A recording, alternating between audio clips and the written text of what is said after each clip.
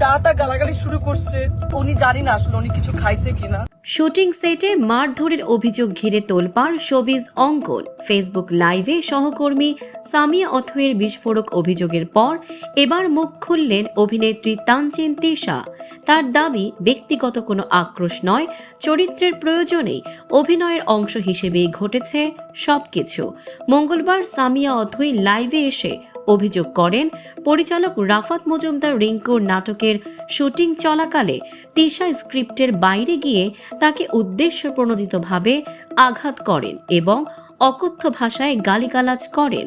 অথয়ের দাবি, এটি ছিল ইচ্ছাকৃত এবং অপমানজনক আচরণ। তবে সংবাদ মাধ্যমে দেওয়া প্রতিক্রিয়ায় তানজিন তিশা অভিযোগ অস্বীকার করে বলেন, বিষয়টি ভুল বোঝাবুঝি। তিনি জানান, নাটকে তিনি একজন বিশেষ চাহিদা সম্পন্ন বা অটিস্টিক চরিত্রে অভিনয় করছেন। সেই চরিত্রের আচরণ ফুটিয়ে তুলতেই দৃশ্যের প্রয়োজন অনুযায়ী অভিনয় করেছেন। তিশা বলেন, 15 থেকে 20 দিন পর নাটকটি প্রচার হলে দর্শক বুঝতে পারবেন কোন চরিত্রের জন্য কি করা হয়েছে। তিনি আরও দাবি করেন, অথই পেশাদার বিষয়কে ব্যক্তিগতভাবে নিয়েছেন, যা অপেশাদার আচরণ।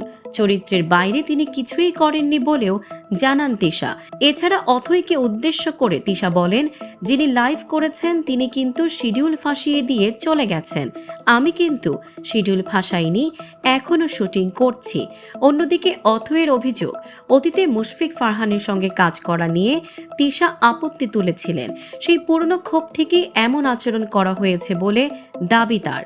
ঘটনার সময় সেটে প্রবীণ অভিনেতা শহীদুজ্জামান সেলিম ও পরিচালক রিঙ্কু উপস্থিত থাকলেও তারা এখনও আনুষ্ঠানিক বক্তব্য দেননি।